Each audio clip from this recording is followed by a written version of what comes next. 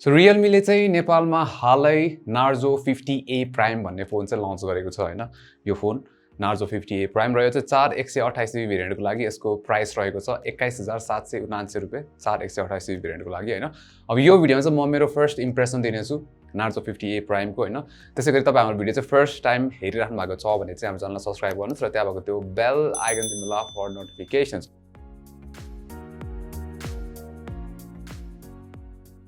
so Narzo 50A prime छ नि यो फोन चाहिँ हेर्ने बित्तिकै हुन्छ नि बजेट फोन भन्ने जस्तो चाहिँ फिल हुँदैन के तपाईले यो फोन हेर्नुहुन्छ अथवा हुन्छ नि हातमै लिए पनि केही नभए नि यो फोन चाहिँ 40-50 हजार जस्तो पर्छ होला भन्ने चाहिँ दिमागमा आउँछ है र त्यसको चाहिँ त्यो किन भन्दाखेरि जुन डिजाइन छ यसको निकै राम्रो दिएको छ के Realme ले चाहिँ सो पछाडिपट्टि हुन्छ नि यो हेर्दाखेरि ग्लास जस्तो देखिएला हैन तर एक्चुअलीमा चाहिँ प्लास्टिक हो के यो प्लास्टिक ब्याग त्यसैगरी फ्रेम पनि प्लास्टिकै युज गरेको छ तर हेर्दाखेरि र हुन्छ नि यो फिल गर्दाखेरि पनि ग्लास जस्तो नै फिल छ यसको त्यो छुट्याउन गाह्रो छ के प्लस यो जुन रियर प्यानल छ त्यो चाहिँ प्लेन पनि छैन तपाईले अलिक नजिकबाट हेर्यो भने चाहिँ यसमा केवलर प्याटर्न जस्तो देखिन्छ सो एकदम राम्रो छ पछाडिबाट हेर्दाखेरि एस्थेटिक्स त्यसैगरी अब ठुलो क्यामेरा आइल्यान्ड दिएको छ र यहाँ क्यामेरा जुन मोड्युल भएको भाग छ त्यसमा चाहिँ प्याटर्न चाहिँ देखिदैन त्यसैगरी यसको साइड फ्रेम मैले भनिहालेँ प्लास्टिकै हो हैन तर साइड फ्रेम चाहिँ यो पुरै हुन्छ नि फ्ल्याट खाली दिएको छ कि जुन आइफोन लाइक डिजाइन भन्छ नि सो त्यसले गर्दाखेरि पनि अझै एस्थेटिक्स राम्रो देखिन्छ यसको हैन अब यो फोन इन ह्यान्ड फिलको कुरा गर्ने चाहिँ लाइट नै छ तर हुन्छ नि फोन चाहिँ अलि यो ठुलो भएको कारणले गर्दा एक हातमा चलाउन चाहिँ अलि अप्ठ्यारै पर्छ प्लस यो फ्ल्याट एजेस भएको कारणले गर्दा होल्ड गर्न त्यति सजिलो चाहिँ हुँदैन हैन अब यसमा बटन्सहरु कुरा गर्ने भने यो राइट साइडमा चाहिँ हामीले पावर बटन जसमा चाहिँ फिंगरप्रिन्ट सेन्सर पनि एम्बेडेड छ अर्को साइडमा भोल्युम कन्ट्रोल्सहरु भइहाल्यो त्यसैगरी सिम ट्रे स्लट तलपट्टि चाहिँ हामीले हेडफोन ज्याक पाउँछौँ माइक USB टाइप C त्यसैगरी सिंगल स्पिकर एउटा दिएको छ हैन जस ओभरअल फोनको डिजाइन हुन्छ नि यो प्राइसको लागि चाहिँ I think one of the best design भन्न सकिन्छ यो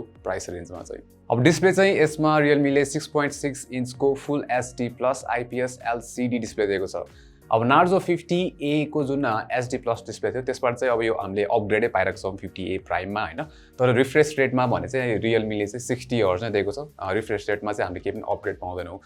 त्यसैगरी अब जुन यो IPS डिस्प्ले छ हैन कलर्सहरु राम्रै छ जस पपिङ कलर चाहिँ देखिन्छ प्लस ब्राइटनेस पनि इन्डोर्समा त मोर देन इनफ छ हैन तपाईले चाहिने भन्दा बेसी नै हुन्छ भने आउटडोर्स तपाईले बाहिरतिर चलाउँदाखेरि पनि कम्फर्टेबलले हुन्छ केही कुरा पढिराख्नु भएको छ भने जस यो प्राइसको लागि चाहिँ डिस्प्ले राम्रै छ प्लस अब यसमा चाहिँ जुन ड्रप नच दिएको छ त्यो चाहिँ अब अलि पुरानो भइसक्यो यो ड्रप नच चाहिँ हैन तर जुन बेजल्सहरु र चिनहरु छ यो बजेट फोनको लागि चाहिँ ठिकै हो अब हार्डवेयरको केसमा चाहिँ के छ भन्दाखेरि 4GB र्याम 128GB स्टोरेज त भइहाल्यो हैन तर Realme ले अब जुन Narzo 50 थियो त्यसमा चाहिँ MediaTekको Helio G85 चिपसेट युज गरिरहेको थियो भने यसपालि चाहिँ Unisoc को चिपसेट युज गर्न गएको छ हैन Unisoc को Tiger T612 भन्ने चिपसेट युज गरेको छ अब दुईटा CPU हेर्ने हो भने चाहिँ G85 र T612 चाहिँ उस्तै नै छ हैन तर G85 चाहिँ फास्ट छ CPU त्यसको त्यसैगरी GPU पनि G85 कै राम्रो छ हैन स्लाइटली अब के छ भन्दाखेरि अपग्रेड चाहिँ भन्न मिल्दैन कि यसलाई चाहिँ यो जुन हार्डवेयरको केसमा चाहिँ त्यसैगरी यो जुन चिपसेट छ त्यो चाहिँ हामीले Realme को C31 जुन चाहिँ त्यो पनि भर्खरै लन्च भएको थियो फोन हैन त्यसमा पनि देखेको छौं अब यसको बेन्चमार्क स्कोर्सहरुको कुरा गर्ने हो भने चाहिँ अब यो प्रकारको छ र बेन्चमार्क स्कोर्स चाहिँ आई थिंक यो फोनको लागि चाहिँ यो ठिकै स्कोर्सहरु यो जुन चिपसेट युज गरिरहेको छ त्यसको लागि हैन अब हामीले यसमा हुन्छ नि नर्मल चलाउँदाखेरि त एप्सहरु खोल्ने यताउता सबै स्मुथै छ इभन हुन्छ नि हामीले मल्टिपल एप्सहरु चलाउँदाखेरि अथवा स्विच गर्दाखेरि त्यसैगरी गेम्स चाहिँ अब अहिलेसम्म चाहिँ PUBG मोबाइलबाट चाहिँ टेस्ट गरेको थियौं र तपाईले अब लो टु मिडियम सेटिंग्समा राखेर यसलाई हुन्छ नि 30 FPS को क्यापमा खेल्ने हो भने चाहिँ स्मुथली नै खेल्न सकिन्छ अब क्यामेरा चाहिँ यसमा हामीले ट्रिपल क्यामेरा सेटअप पाउँछौं 50 मेगापिक्सलको मेन चाहिँ त्यसैगरी अर्को दुईटा चाहिँ एउटा म्याक्रो सेन्सर दिएको छ भने अर्को चाहिँ ब्ल्याक एन्ड व्हाइट अथवा मोनो सेन्सर दिएको छ हैन अब जुन मेन सेन्सर छ त्यसबाट फोटोजहरु चाहिँ राम्रै आउँछ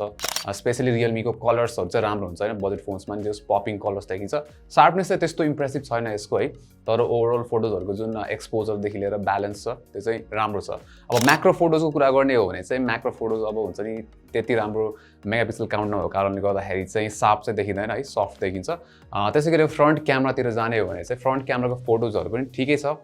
शार्पनेस त्यस्तो राम्रो छैन तर जुन फेसको डिटेल र एक्सपोजर देखिन्छ स्किन टोन चाहिँ राम्रो छ यसमा त्यसैगरी यसमा चाहिँ 5000 mAh को ब्याट्री दिएको छ Realme ले अब यो भनेको चाहिँ तपाईले एक दिन भन्दा बेसी मजाले चलाउन सक्नुहुन्छ त्यसैगरी चार्जिङ चाहिँ यसमा 18 वाट को चार्जिङ सपोर्ट छ अब यो कुनै हुन्छ नि एकदम खतरा हैन तर के नराम्रो छ भन्दाखेरि रियलमीले बक्समा चाहिँ चार्जरको जुन ब्रिक हुन्छ त्यो चाहिँ इन्क्लुड गर्दैन सो त्यो चाहिँ तपाईँले आफैले किन्नुपर्ने हुन्छ यसमा चाहिँ खालि टाइप सी केबल एउटा मात्र आउँछ है सो त्यो चाहिँ नराम्रो पार्ट छ त्यसै गरी यसमा ओएसको कुरा गर्दाखेरि चाहिँ हामीले एन्ड्रोइड 11 पाउँछौँ आउट अफ द बक्स र यसमा चाहिँ के छ भन्दाखेरि रियलमी युआईको आर एडिसन भनेको छ कि सब आर एडिसन भनेको चाहिँ अलिक स्ट्रिप डाउन भर्जन हो भनौँ न फिचर्सहरू हटाएको छ यो आर एडिसनमा चाहिँ होइन जस्तै कस्टमाइजेसनको फिचर्सहरू हटाएको छ र क्यामेरा एपको लेआउट पनि फरक छ रियलमीको होइन अब आई थिङ्क रियलमीको वान अफ द बेस्ट कुरा नै कस्टमाइजेसनहरू छ सो त्यो चाहिँ अलिक नराम्रो पार्ट छ यसमा स्टिल जुन ओभरअल युआई छ अप्टिमाइज फिल हुन्छ र क्लिन छ तर क्लिन भन्दामा यसमा ब्लोटवेयर्सहरू चाहिँ आउँछन् होइन तर जस तपाईँले अनइन्स्टल चाहिँ गर्न सक्नुहुन्छ सो यो थियो हाम्रो इम्प्रेसन्स 50A प्राइमको होइन अब के छ भन्दाखेरि डिजाइन वाइज हेर्ने हो भने यो one of the best phones नै हो यो प्राइस रेन्जमा होइन बेस्टै भन्दा हुन्छ है एकदम राम्रो डिजाइन दिएको छ क्वालिटी राम्रो छ बिल्ड क्वालिटी तर के छ भन्दाखेरि अब फुल एचडी प्लस डिस्प्ले पनि राम्रै हो यसको होइन तर पावर पर्फर्मेन्स जुन छ त्यो चाहिँ प्राइसको लागि यसको चित्त बुझ्दो छैन है न त आई थिङ्क त्यो बाहेक चाहिँ ओभरअल अफरिङ चाहिँ निकै राम्रो देखिरहेको छ सो यो भिडियोमा चाहिँ यति नै राम्रो लाग्यो लाइक गर्नुहोस् सेयर पनि गर्नुहोस् र यस्तै कन्टेन्ट्सहरूको लागि चाहिँ हाम्रो च्यानललाई सब्सक्राइब गर्नुहोस् र त्यहाँ भएको त्यो बेल आइकन थिच्नुहोला फर नोटिफिकेसन्स अनि नेक्स्ट टाइम नमस्ते